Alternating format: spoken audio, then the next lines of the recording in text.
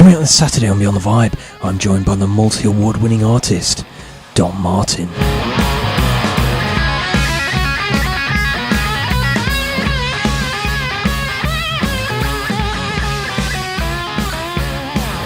I loved playing all the pubs and clubs and, all the worst places you can think of. I played in the best places too, and I loved every minute of it. And nobody's listening to you. You're in the corner of a little dingy hotel or a bar somewhere on the wrong side of town. I loved it all, the troubles, the fights, the blood, people stealing your guitar, people drinking, spilling drink over you, people, starting fights with you. I loved every minute of it. From me.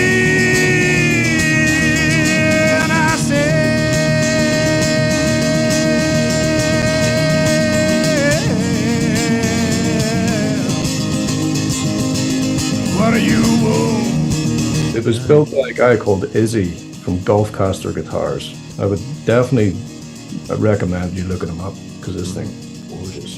Don't know if you can see it properly. Yeah, that's really nice. It's got that kind of the old beat up Strat kind of vibe that you exactly obviously had. We were in a recording studio in Belfast, and we realized pretty quickly that it was going really bad.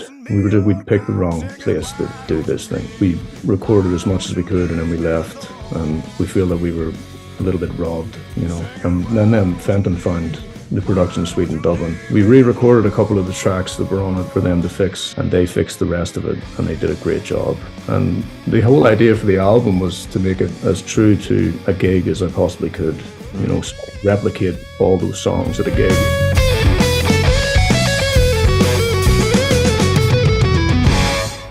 So I'm here with Don Martin. Thank you very much for joining me, Don. It's my pleasure. Thank you for having me. I think to really kind of get a picture of somebody, you have to kind of look at how things all began for them. So what first got you into wanting to become a musician? Well, I never really wanted to become a musician at all. I've always played guitar. My dad played guitar, For him, it was a form of therapy. I think I kind of inherited that, And I've been doing it that long now that I couldn't live without it, There's not a day goes by where I don't have to play guitar, Otherwise I don't feel right. I don't talk properly. I don't walk properly. I can't function as a human being without it, It's a drug. It's an addiction. It's a life sentence. And for better or for worse, I'm stuck with it, Did you was there a moment for you where you kind of caught the bug? You thought, this is the thing for me that I want to do?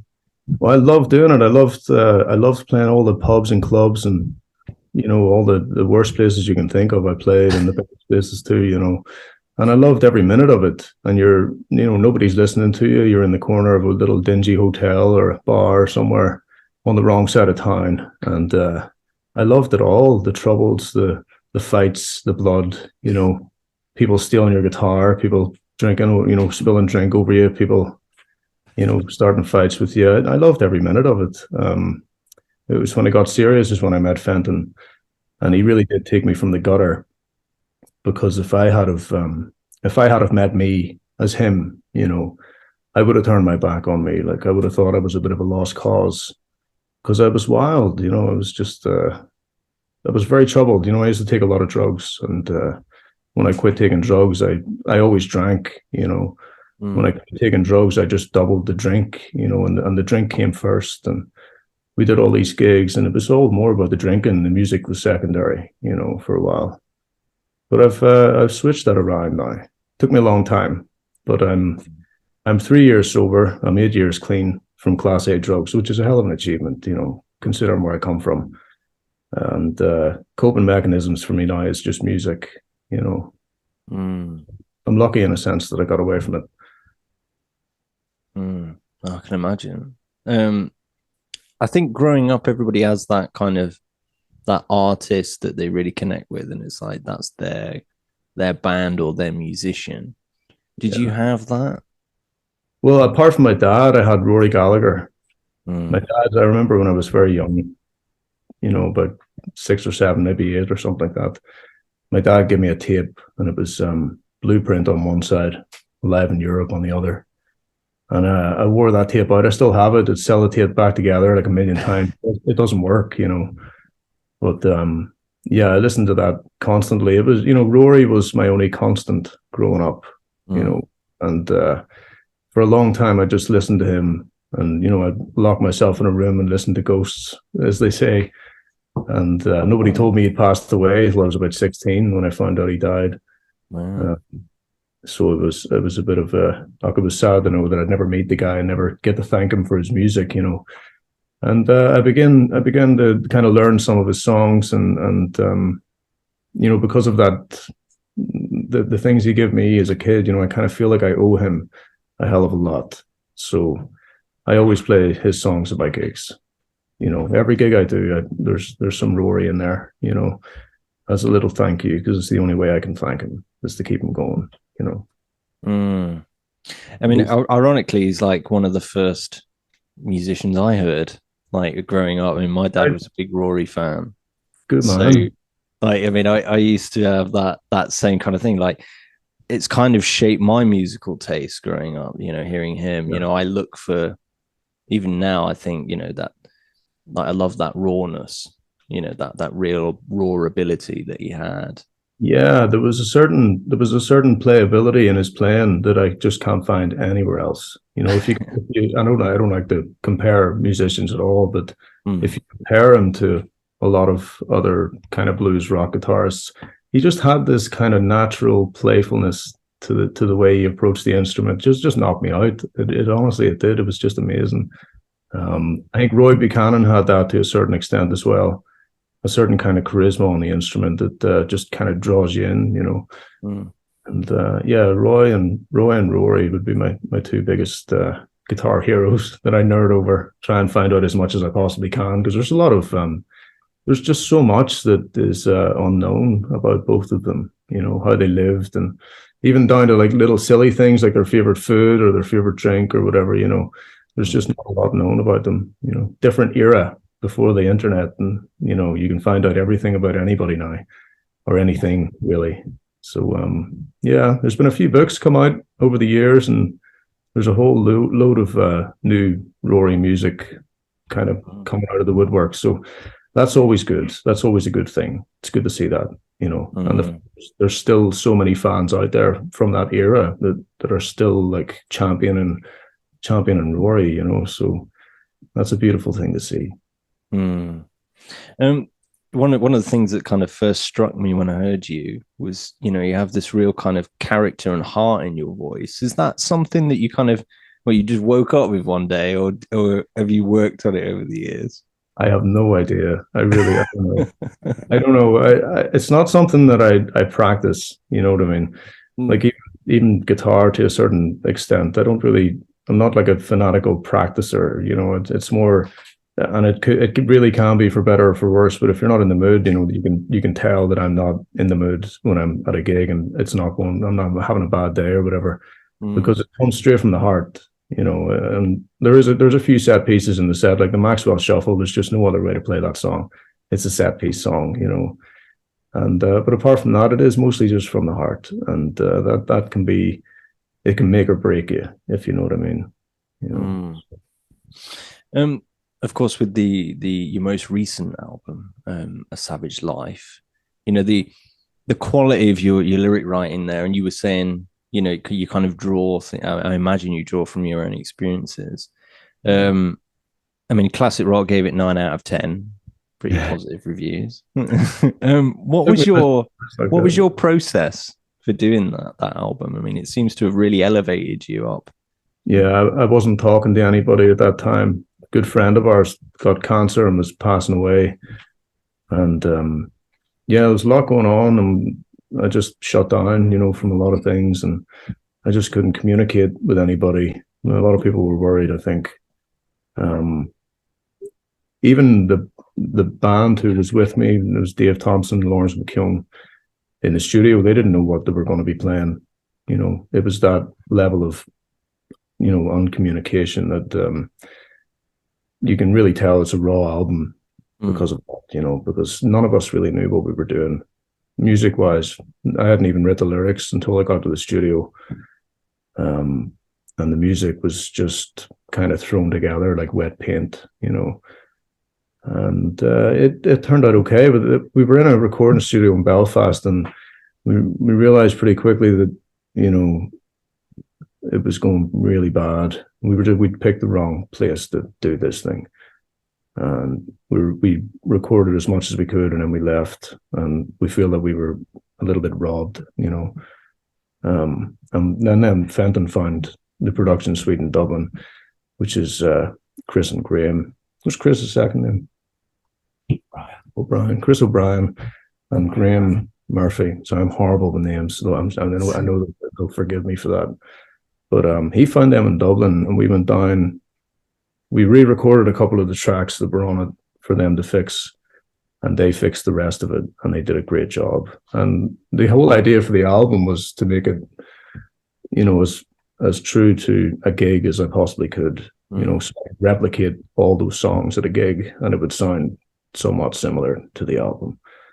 And yeah, I think we were able to do that for the most part. You know, The Man from Nowhere, actually, on that album, it was recorded so badly that the only way I could fix it was to put a stylus crackle the whole way through it. That's how bad it sounded, you know. That's why. No way of fixing it. Yeah, that's why it's there. There was absolutely no way of fixing it, and we just ran out of time. We ran out of money in order to go back and record it. So yeah, that album, we learned a lot of what not to do on that album. And I finished my next album. It's currently being mixed and mastered by the same two guys we found before, Chris and Graham. And this time they had it from scratch, you know.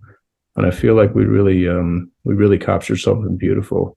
We had 9 full days in the studio, back to back, and it was, from start to finish, it was just such a beautiful experience for me. You know, it made me reevaluate the studio in a lot of ways. So I'm thankful for that. Yeah. I mean, I assume you're much like you prefer much more to play live than be a studio kind of guy.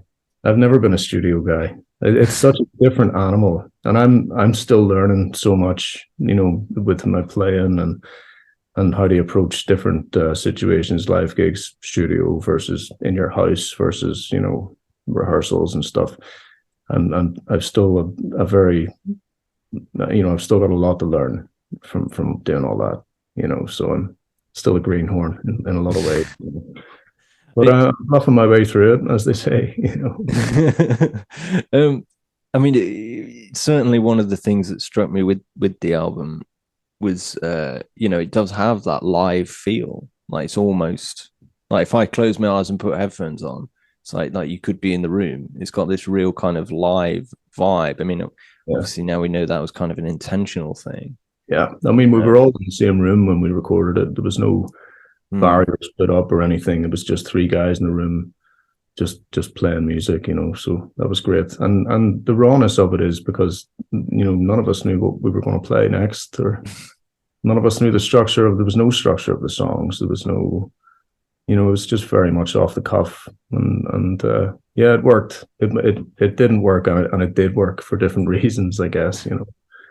But no, I'm really happy with the end product of that. You know, I can put my name to it. And that's definitely a good thing, you know. With your most recent single, Echoes, could you talk a bit about that and kind of how it came together? Yeah, it's just, you know, mistakes, I guess.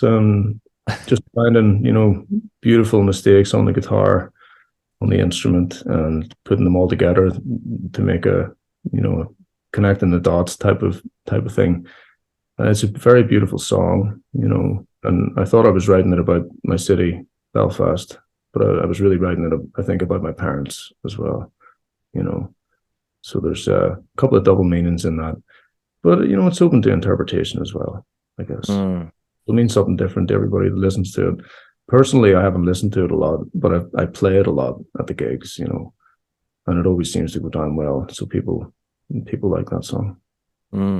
I think the key to the most successful songs is, you know, it's so relatable. Like everybody can pull their own story from it, or they can get something. Yeah, you know, I think that is the best songs have that quality. You know, sometimes they're very hard to find. Sometimes they're unintentionally written, and I think the unexpected fun from songs is always the best type of fun, Mm. I mean, I see you've got a guitar there. This I only just got it. I was away and I was in Belgium. I was doing a festival for Rory Gallagher over in Belgium. Oh no, actually that was near Amsterdam, but we were in Belgium anyway before that doing some gigs. And, this one was I'll start from the beginning. I was on tour with Eric Gales last year, and I was killing time in the back of the van looking up guitars and stuff as you do, and I got this message from a guy in Florida, and he said, "Dom, I build these guitars and things, and I'd love to build you one." So I was thinking, yeah, this guy's looking for money, and I don't really have any money. And I was like, listen, if I ever make any money in this business, I'll definitely come back to you because I've got a few ideas, and sounds like something I'd be very interested in doing. And he said to me that it was on the house, whatever you want. I love your music. I want to build you a guitar, and I'm going to send it to you, and you don't have to pay a penny for it. Wow. And so reluctantly, I said yes, of course. And then I give him the idea, and I bet he wished he'd never asked me because it was a very tall order, from the start. I said, imagine Rory Gallagher's Strat, right? But imagine if it was a Tele instead. If it had have started out life as a Telecaster and Rory was a Telecaster. I'm not a Strat guy. I've tried to be. I really, really tried to be. I want to be almost, now. But I just could never.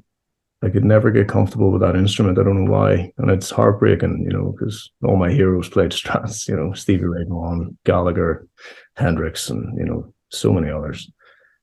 So he thought about it for a while, and then he came back and we started working on this thing, and it got stuck in customs for a while. And well, we were over in Europe last week. It was Rory's birthday, the day the guitar turned up at my house. On Rory's birthday. I couldn't believe it. I wasn't here, but I was away, so I couldn't open it till I got back, which was last night. So I just the fate in that really scared me. Well, I'll give you a look at this thing though. It was built by a guy called Izzy from Gulfcaster Guitars. I would definitely recommend you looking him up because this thing is gorgeous. Don't know if you can see it. Yeah, that's really nice. It's got that kind of the old beat up Strat kind of vibe that you were exactly obviously had. Yeah, it's really beaten up, And I'll never lay claim that I did this myself. Over years and years of like playing in pubs and clubs, I'll always be no, it was made like that. I didn't do that. I'll always be honest about that. Like, yeah, it's a beautiful guitar. What first kind of drew you towards the Telecaster? Because I mean, I don't see many like particularly blues musicians and various kind of these kind of guitarists. As you say, there's a lot that have the Strats or go for the Gibson. Yeah. I have no idea. I tried one day, and I knew Rory played one as well. For slide guitar and stuff. He loved that. The attack on it was so bright and it just cut through the mix, really well. He loved it for slides. So I always had that in my head. I always had Teles as like country players, old guys in country bands and stuff. But I quickly changed my mind on that once I played one. And then it was just, there's no bells and whistles on it. It's just such a direct instrument. You know exactly what you're going to get. There's no surprises. Unless you add them yourself, if you want. You can put beat benders on them and do the whole thing, or, change the pots or put humbuckers in them like this one does have humbuckers, My first Tele with humbuckers. It's exciting stuff. Nobody else will be excited about this as much as I am, trust me. Realize it doesn't mean as much to everybody else as it does to me, but yeah, I love it. Tele just, I guess I'm a pretty simple guy at the end of the day. And I think the Tele just kind of appealed to that simple side of me, Yeah, I think sometimes some of the beauty is in the simplicity. Like I think a lot of musicians they overthink things a lot of the time. Where sometimes the key can be in just how it is. I mean, do you have like a simple setup live? I used to.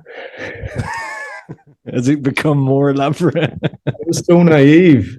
I was so naive. My first tour of the UK, I had nothing but a really, really bad Indonesian-made bullet Strat and a Vox AT30 VT modeling thing amp, a 110 thing with a million features that none of, it was not good at one thing at all. But it had loads of things, but it was not good at any of them.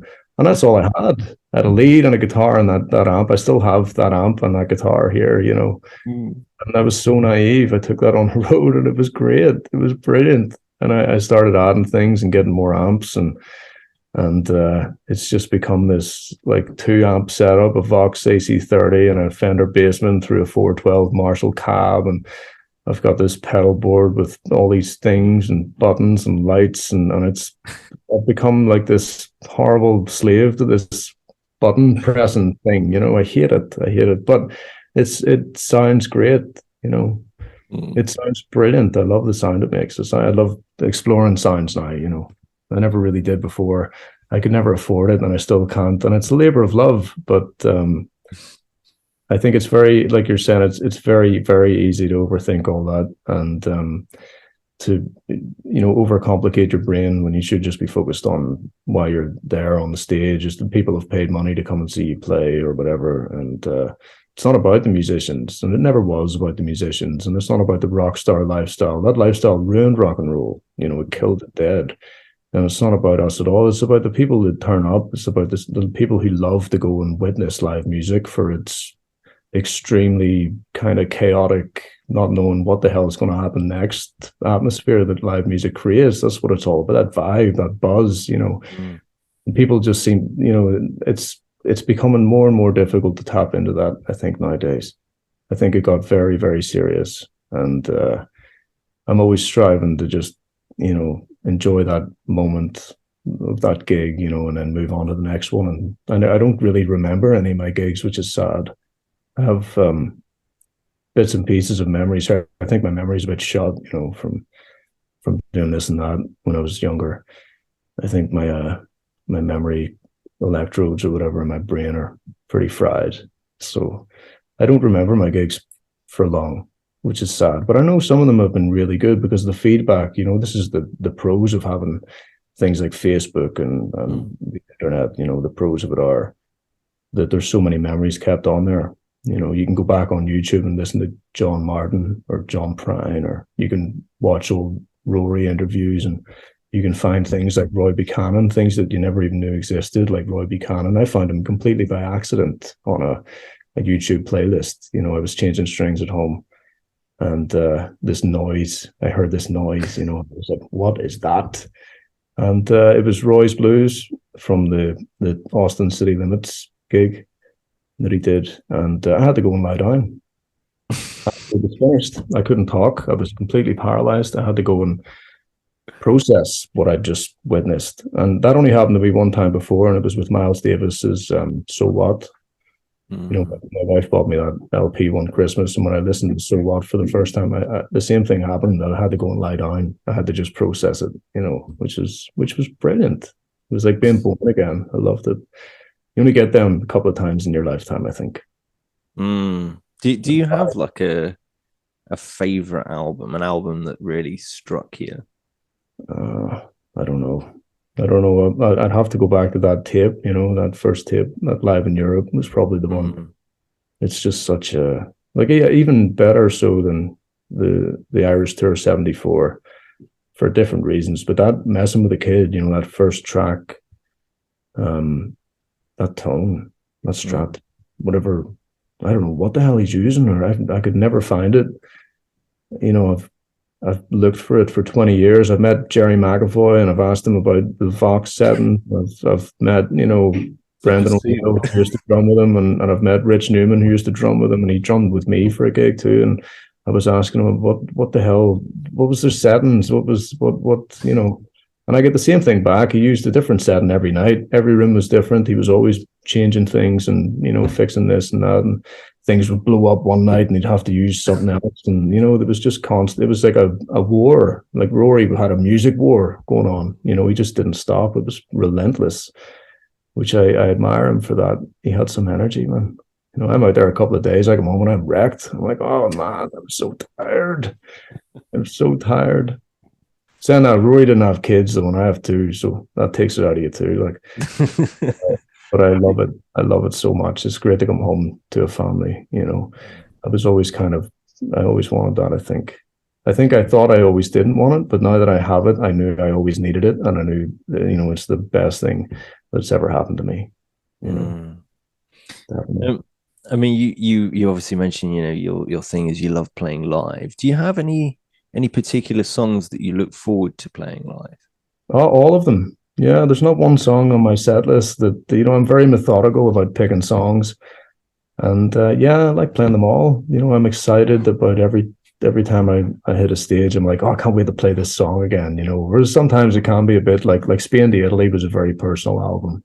So playing them songs every night for 18 days straight, yeah, that took its toll on me a bit. But then Savage Life is a bit less personal, and there's a lot more fun on there, I think. And the new one as well is completely different also. So yeah, I'm still learning. Again, you know, I'm still figuring it all out. I used to look at like Joe Bonamassa and maybe Eric Gales and wonder like, why the hell can't I play like these guys? But then I'm like, these guys have 20 years on me still, you know. I still have a lot of catching up to do in them 20 years. You know, they've still had 20 years more time than I've had. So yeah, I'm still catching. I'm going to be catching up forever with them, you know, and everyone else. I used to get frustrated with it, but I don't now. I take it for what it is, you know, and I enjoy that learning process. I think the only way to learn is to not practice it, but do it on stage. You know, find your limit or your level or whatever, and push yourself past it. Push yourself over the edge when you get on the stage, and try them runs that you haven't been able to figure out. Just go for them, you know, because sometimes they just turn up out of the blue, and you're going, Jeff, I'm never going to be able to play that again, you know. But you did it at that time that it was important, because it was important on that one moment on the stage. That's when you needed to do it. You didn't need to do it 500 times in your room, you know. Think you can just get the energy from the crowd, and that's what makes you find those notes that you didn't know existed, I think, a little bit. Yeah. I mean, I remember years ago I saw Joe Bonamassa before he was well known. It was like 13 quid in some place in Falmouth in Cornwall. You were lucky. And he turned up in a plaid shirt and jeans. Yeah. And I remember now, because it's still, I mean, you mentioned there with the floors, he plugged in his guitar, and no word of a lie, it was just mass feedback. It was just like, it was a mess. And I was like, you know what I mean? Like, now look at him. Look where he is now, you know? I don't even know the Joe before the suit, you know? Yeah. Didn't know there was one. I have to go back and really start looking at his earlier stuff, because a lot of people have told me about this as well. And I'm like, yeah, I didn't know there was a Joe. And then you find out he opened up for BB King when he was like 12 or 13. I'm like, oh, right, okay. This is it. I mean, he's been doing this. Yeah, he's been doing it like since he was a, you know, teenager, really, before his teens even. So yeah, I admire Joe a lot. I think he's done a lot for music, you know, and I have to respect that, of course. You know, I think he's a great guy. I think he's a great player. But he's a great guy first, I think, you know. A lot of people always say he's kind of this cool guy, and then it's game face time. Yeah, and he'll destroy you on stage. Yeah, I'd be like, hey, come and play guitar with me, and then you go like, okay. And, oh no, it's a war. Oh yeah. No. I didn't sign up for this, you know. I'd be like Phoebe from Friends, you know. Do you know the G chord? Yeah. Do you know D? Yeah, I know D minor, right? You know, it's like that kind of thing. Yeah. Very easily become a competition, but I'd love to be schooled by Joe, you know. I'd love that. I think I would learn so much from just watching him play or see what he's doing. Yeah, I think he'd be an incredible teacher, you know, definitely. Is there anybody that you, I mean, a question I always like to kind of finish on, it's a bit of a hypothetical one. Is there like If you could tour with one band from the past and one from the present, who would they be? Do you have like a? It's an excellent question. You could jump in a time machine and fetch Yeah, somebody. it's a great question. I mean, I know I'll say somebody now, but like at 4 in the morning, I'll say somebody else, and tomorrow I'll say somebody else. I'd say who I'd love to tour with would be Tom Waits. I'd absolutely love to jump on a Tom Waits tour. I'd just do 45 minutes opening up for him, Love Tom. I think he's fantastic. And from the present or the future was the other one. From the present. Present. I mean, you could try the future, but nobody knows yet. I've seen it. You don't want it. Trust me, it's no good. From the present, it's a good question. I'm not current. I don't know a lot of. I mean, they could still be going. They could still be playing. Yeah, and I always wanted to do a tour with Martin Harley. I love Martin Harley's work. He's a great player, and he's a great guy. Really good entertainer. Very polished player. So yeah, I'd love to do a tour with him, or Els Bailey would be another one. Els Bailey's amazing. She did a lot for me. Like, she had my very first gig in the UK. She was a part of that, and she got me over. She opened up the door to England and Scotland and Wales for me, and I owe her a lot for that. Band wise, probably like somebody like Cardinal Black or someone, somebody and kind of on the rise. I'd love to do something with them guys. I think they're great. But memory fails me, That's cool. I mean, Chris Buck is he's a fierce guitar player. He's got a lot of emotion, and I like that. I really like that about him. That's what struck me first about his playing was it's coming from somewhere, It's not just, he may be just going through the motions, I don't know, but if he is, he's very good at making it look like he's not just going through the motions, and that's a very good performer trait right there. But I think it's coming from somewhere, So I think that's the thing, like the guitarists that really play with feeling.